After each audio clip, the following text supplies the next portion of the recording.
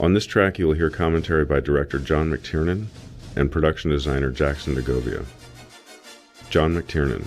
My principal concern going into this was that it was a story that would concern terrorists. And terrorist movies are usually mean, filled with all sorts of mean, nasty acts. And I didn't say yes to this project until we figured out ways to put, in essence, some joy in it. As we go through it, you'll see there are a number of decisions that show up over and over and over again. They're all on that basic theme of how do we take the meanness out of a terrorist story and turn it into something that is essentially summer entertainment. Jackson DeGovia. I don't think I was the first choice. I was put on, there were 6 weeks to go, and they paid me more money than I'd ever made. It was great. At that time, we didn't know whether we were going to go to Texas and own a building and stuff, and my point of view was, hey, there's this building standing right here on the lot. If we got a chance at it, let's get it. We own it. We, cut to the chase. We got 6 weeks to go. Turned out to be 8 weeks, but that's just ridiculous, a project of this magnitude. So, things fell out that way.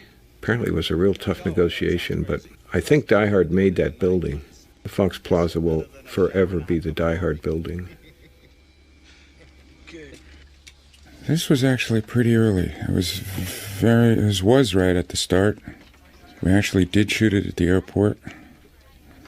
And I had them tow the airplane around in circles for a little while. Trust me. Been doing this for 11 years. I think that's the Joel Silver element. Joel Silver insisted that there be female eye candy, which was good because it's part of the glamour of the picture, A lot of eye candy for females, too. The way Willis is dressed and the dancer, I forget his name. Oh, he's just beautiful. Something people don't take into account is that it was a Christmas movie.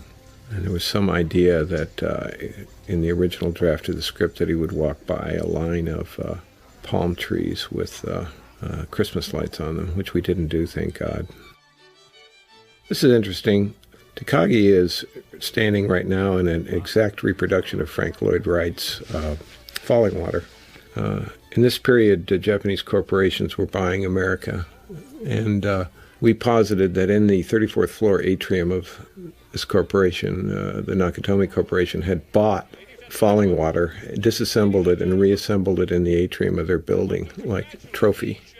This whole early section is really about geography. It's really just slowly letting the audience see how things are connected or where things are, because later on it'll be important, like that where that elevator is. We follow Holly here to her office. These are really old geographic setups. Joel Silver is nuts about Frank Lloyd Wright, so I thought it would be nice if we did a kind of Wrightian interior. So all the design details are very Wrightian. The stone, which is now called Die Hard Stone in the inventory of the Fox staff shop, is actually the Frank Lloyd Wright fieldstone design. Jenny, it's 5:40. The famous backing, 380 feet long, painted backing by the Strangs at Warner Brothers. It was animated night lights and things. Our main problem in this sequence was hiding the background of that painted background of the city. I hated this house. I just didn't think it was special enough. It was kind of picked because of the shot of the car driving up to the house with the Die Hard building in the background. McTiernan and I got in his gray market Mercedes and drove around L.A. to find a place where we could get that entrance, and this house happened to be convenient. That's a light behind the backing there, that sunset. Jan de Bont did that. But the Strangs told us that it could be done. He was surprised, and he did a great job with it. We didn't storyboard any of this stuff. Basically, I storyboarded effect shots where you have to discuss it with people, but I think I gave up storyboarding regular sequences before I got to this movie even. Storyboards give you a fixed idea of how things are going to look, and they never look that way, and you tend to not see what's in front of your face sometimes because you're so certain it looks like the storyboard. Another difficulty with it is that very few artists understand how lenses work. Just the simple aspect of a wide-angle lens or a long lens. The incident sort of that sold me on this project, I turned the script down a couple of times, but the incident that sold me on it was a little thing we made up coming up here. He says it was his first day driving in a limo, and the guy responds, "Don't worry, it's the first time riding in one." You know, that was sort of the essential American thing, to refuse to ride in the back of a car with someone else driving. You sit next to him just out of simple respect, and that this guy would do that. I thought it was a nice way to say he was a decent guy. This is interesting, the symbol of the corporation, the Nakatomi. I designed this. The first version Joel didn't like because it was swastika-like, but there was something ominous about it, and it's an abstraction of a samurai helmet. You know, that the Nakatomi Corporation is a, warrior. Also ominous, bad things are going to happen where this is. Tell me. It's my first time driving a limo. It's okay. It's my first time riding in one. Relax. We got everything in this mug, man. Look at this. CD, CB, TV, telephone, full bar, VH. This guy was great, Argyle. He's basically a plot device, but he made the most of it. He doesn't do anything in the picture except sit there. Well, he's like the chorus in Henry V. He starts things going. He's the person that talks. And, hey, there it is, my card. Maybe that's why I like him. He's behind my card. Then he sits in that garage, gets locked in, and ends up knocking over the ambulance at the back. I mean, you got to understand this. We didn't start out that way. At the point we filmed this, we didn't know what the ending of the picture was going to be. We didn't know how it was going to resolve. For instance, a little later when the truck pulls up to the loading dock, you'll see that it's impossible that ambulance could have been inside, because we didn't know it was going to be inside at the time. But, you don't notice. And Argyle ends up being the guy who resolves it all, which was really nice. It looks, I think unconsciously he was like, he's the frame, of the action. Just sits there and waits. New York cop. I got a 6-month backlog, and New York scumbags I'm still trying to put behind bars. I can't just pick up and go that easy. In other words, you thought she wasn't gonna make it out here, and she'd come crawling up back to you. So why bother to back, right? Like I said, you're very fast, Argyle. Mind if we hear some tunes? I hadn't read the book. I read the early scripts. And actually, they're the ones I turned down. The two principal changes I made were, in essence, that little thing, that nature of the character. That he's a basic American guy instead of being the strong-jawed, latter-day Dirty Harry. Looks like a Nakatomi up at the top, doesn't it? And there's a Nakatomi on the side there. I think that's the only view you get of it. I wanted Alan Rickman to be speared on it when he landed. Production designers are always over the top. These were supposed to be gigantic bonsais. We put those in the plaza. Can you have a giant bonsai? Probably not. And the second thing was, I may be getting ahead of the story, but just in essence, turning the terrorist story into robbery. People can have fun with the robbery. A terrorist story is, by definition, dark and unhappy. But with a good caper, you can appreciate the bad guys too. And that allows us to put essentially some joy in the bad guys' activity, which, it's a silly sort of thing that you don't discuss with studio executives because they'll think you're untrustworthy. But putting some joy in this story was my principal concern going into it. Finding ways that you could get some humor that wasn't forced, but at least lightness, and finding ways in which you could simply enjoy what was going on, rather than having, the bad guys do very bad things that make you hate them, and then you get even and do bad things to them in return. It's not a joyful experience. I'm here to see Holly McClane.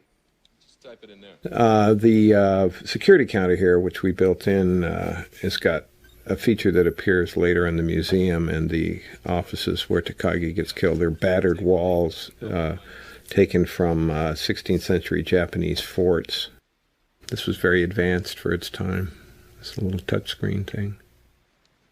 The Nakatomis came from Japanese clan symbols, in Kurosawa, those things that the samurai warriors have on their flags and so forth, that they're really strong graphics. And that's what we were trying to do. Oh man, struggle so hard with graphics. Thanks. It's really hard to make computer graphics do everything they're supposed to do. Great shot. Those gates, of course, we put in. Some wonderful sculptures by Laddie Dill that Joel Silver found at the end of the elevator corridors. I don't think we see him really much. There's one. That one there. I think this was Yanni's first American movie. I saw Paul Verhoeven's The Fourth Man shortly before this, and loved the camera moves in it, and looked them up. Now, either just before that or just after that, Paul started making movies in the United States, and he got Yanni for his first 3 or 4 films. Okay, so now he's on the set. It's a huge set. On stage 14, I think, one of the big stages at Fox. The architecture is a combination of Ando, the great Japanese architect. He does those concrete slabs. That's the rock from Falling Water. It's funny, Yanni is very Dutch, and very opinionated, and very certain, and we used to scrap like cats and dogs, and we terrorized the crew. They'd think, that the set was going to blow up at any instant.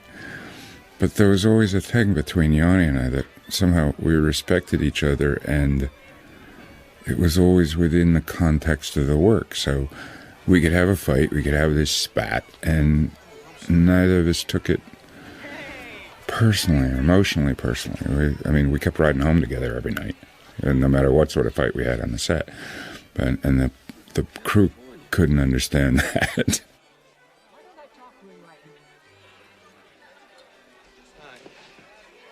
Looking for... Then you must be 3 Colors of Stone. God, we labored over that stuff. Nice. It was important to set up this character because he is the one victim in the story, really.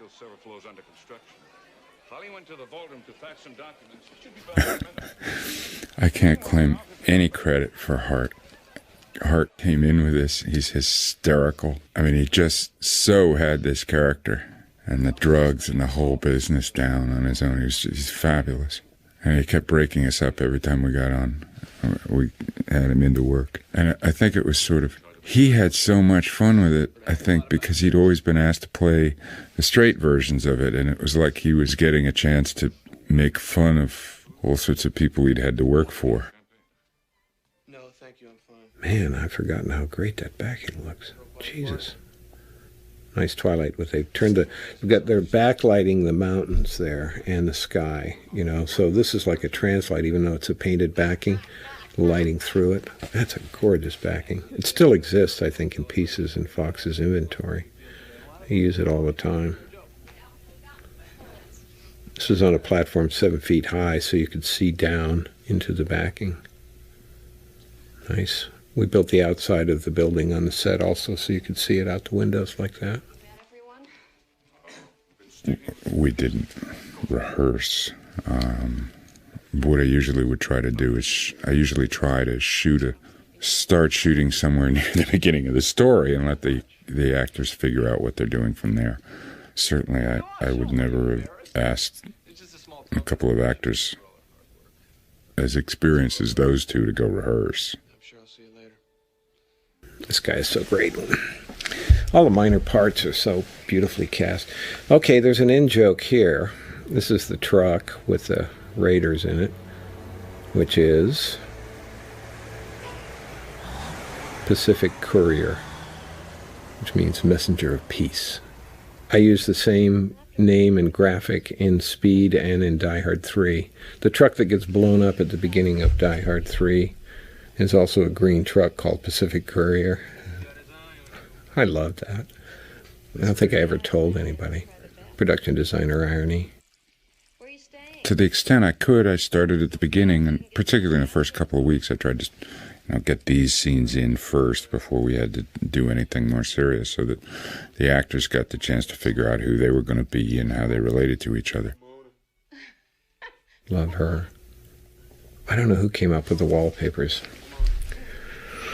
I think we did. It was really bold at this time to go for foils like this, you know, things that are really highly reflective. You know, the combination of strong decorative elements with, you know, the traditional feeling of Wrightian architecture and Onda, and putting all this together because, you know, there's a real old world, new world, the East triangle going on. I mean, this is very Japanese looking. And you'll see, I mean, we did a Japanese interior in the executive offices upstairs where Takagi gets killed. So we tried to, you know, realize all the elements, you know, in the architecture. It's got to work out of focus, too, because that's mostly when you're going to see it. I love this. Look at the gold and silver foil. It's just great. There was one scene with Bonnie later on where she surprised the hell out of me, and actually I was quietly humiliated because there was an interpretation of it that I hadn't thought of, and she was so absolutely right. And I just went, oh, I'm sorry. And then I shot it her way, because I mean, I felt like a complete fool that I hadn't realized that you could read the line that way. But that's the sort of people, you know, I mean, she and Bruce are real pros about acting, and you don't have to do their work for them. Bonnie was Bruce's suggestion. He saw her in the, what is it, Heart Like a Wheel, something like that, playing the race car driver. And I think he'd wanted to work with her for quite a while. And he said, why don't we get her? And it was a fabulous suggestion. Right there is the first step. We discovered what the essence of his character was after we were about halfway through the movie. It wasn't in the script at all. In the script, he was, you know, just heavy-duty New York cop. We figured out that the essence of his character was he didn't really like himself very much, and he was doing the best he could. Oh, great shot. That's pure McTiernan. Look at that. Best director I ever worked for. And you'll see it shows up all the way through the story later on, and there's the confessional in the bathroom with the glass and stuff. But I think we went back and shot that little business where he banged his head and said, very good, John. Good move. You know, he's not only a terrific director, he's one of the most intelligent people I've ever known. The only difficulty I have working with him is that he thinks so fast and completely. He's got such an incredible structure already in his mind that he sometimes forgets that everybody else is like about 2 chapters behind him. You know, he assumes that we know the logical conclusion of things that he's just set up. Now, hear this little piece of music starting? Remember what I said earlier about, in essence, what I was trying to introduce was a sense of joy. And I had this piece of music in my head for a long time and started saying, okay, we got to play this thing that's in, I remembered it from Clockwork Orange, and I knew it was in the Ninth Symphony. But it was like a couple of months later that I learned that the title of the damn piece of music is The Ode to Joy. And it was so dead on as the expression of these guys. Michael Kamen, who's the composer, did a great job of feathering it through as a thematic idea. So many great details. Now look, can there be an ambulance in there? Just maybe. This is actually on an upper floor when they turn that corner. You see, he's humming it here. He's humming the Beethoven. But Michael feathered it right through the rest of the score and set it up so we'd play it full on at the climax later on. Yeah, we sweated over that graphic. I think that's a real successful one, the locking of the elevators. And I use those yellow and black stripes all the time. I used them on Speed. I painted whole vehicles with it at the airport because it's so strong, you know, it just says it immediately.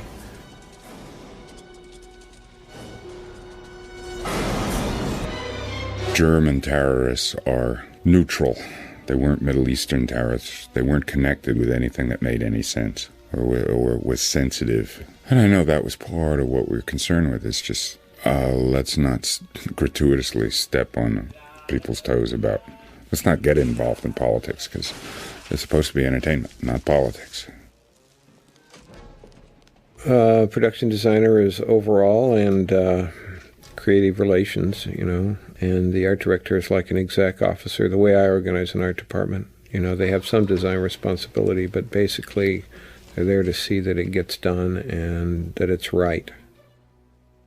The supervising art director, as we would call him now, is John Jensen. And, I would have to look at the material to see who the designers were. They were, of course, very good. John is, he was my longtime art director, and he's just absolutely fantastic.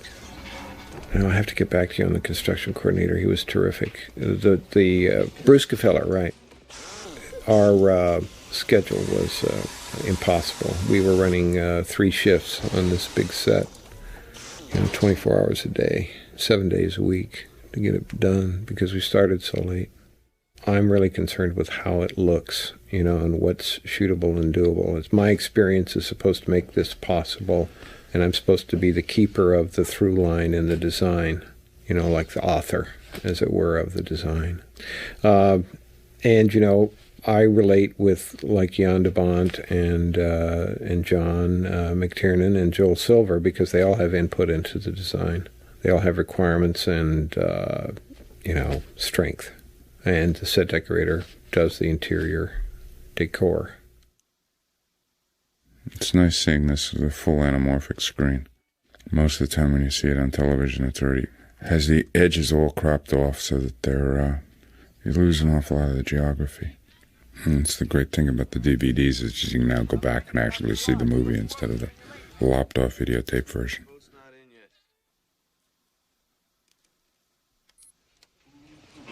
I was particularly concerned with the sense of camera movement. It was, I suppose, my preoccupation at that time. I'd done a lot of it in Predator. I wanted to do a lot more here. So that was particularly why I'd hired Jan de Bont, because of the style of camera movement in The Fourth Man.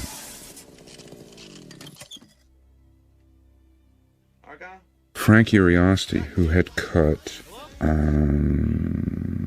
RoboCop, and that was Paul Verhoeven. That must have been his first American movie, and that had a lot of movement in it.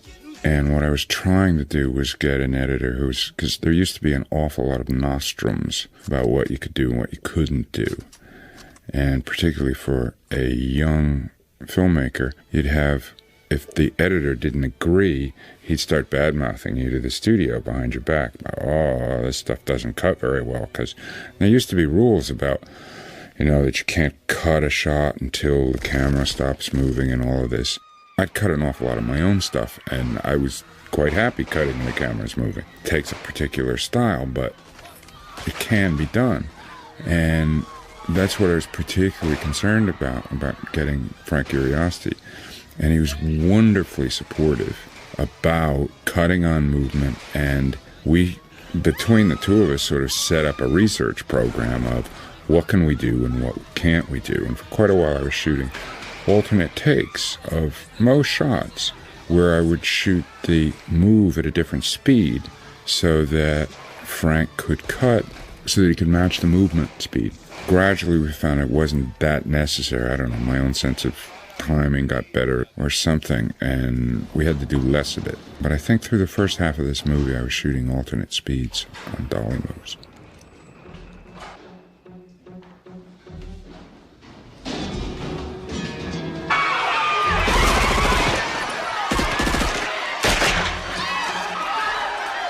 Stay calm. Everything's gonna be fine. Everything's gonna be fine. I love this set. This was an actual floor under construction, and we just took the materials that they would have used and made this jungle. My first insight when I read the script and in my first meeting with John McTiernan, I said this was a jungle picture, and he is in the jungle. It's like The Naked Prey,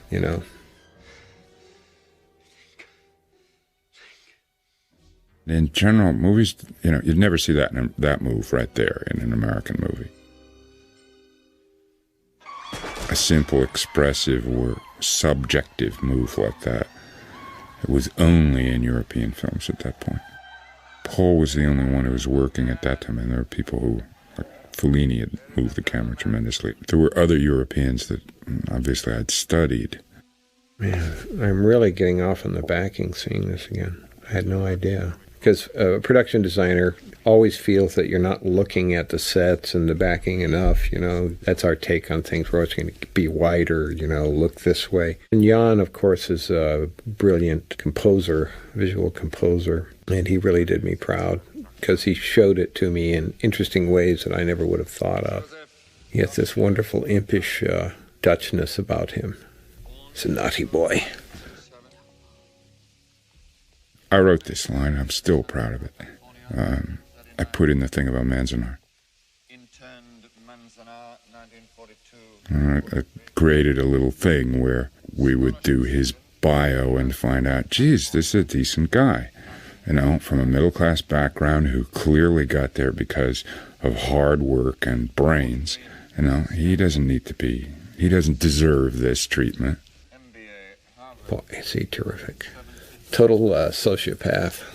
And also, I think it was McTiernan's idea that the heavies would all be like male models, European male models, which was a wonderful new idea. You know, they've got this kind of decadent sleaziness, but very expensive sleaziness about them. Even their sweat clothes are designer. I mean, part of it also was setting up that act of courage of he stands up and says, you know, don't blame somebody else, I'm him. You know, which is like right out of Spartacus or something. You know, the end of Spartacus where they all stand up and say, I'm Spartacus. Well, that's him saying it. And here he is, he's humming Beethoven. Jackie Stewart, the casting director, found Alan here. He was in Liaison Dangereuse in, I think in London, not New York, in the play. And Lord, he's delightful to work with. He had so many colors and could try so many things. He was completely unjaded. I think this was his first film, or certainly his first American movie.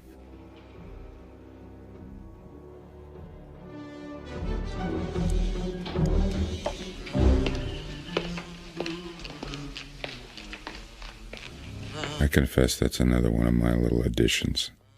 The Alexander business. I mean, just trying to set up that he was a bit pretentious and is concerned that people know he was an educated man. This, I think, was from the architect of the building. Joel Silver got a Frank Lloyd Wright model. You'll see it. It's the bridge that he was going to build over San Francisco Bay. There's the Lloyd Wright Bridge there. That's an actual, that came from his estate. We had to clean it up a bit. This was going to go over the south end of San Francisco Bay. It's a pity it was never built. You know, because what he's playing here right now is he wants to convince Takagi that he is qualified to be a corporate executive. I mean, he's sort of imitating his style in a way. We're seeing the battered walls from the fort. This is all like 15th century Japanese. You see those walls in there. Devant did a wonderful thing with them. He laid fluorescent tubes at the bottom just behind black to highlight the stone.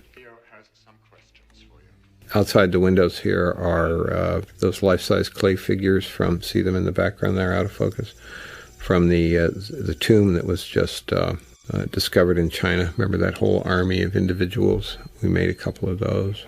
This goddamn computer screen that folds up was an endless hassle. I'm very proud of the design of this board table because it was designed not only to be Japanese and to have what we now know as feng shui, but to be a great place for the action that takes place later, the chase above and below the table.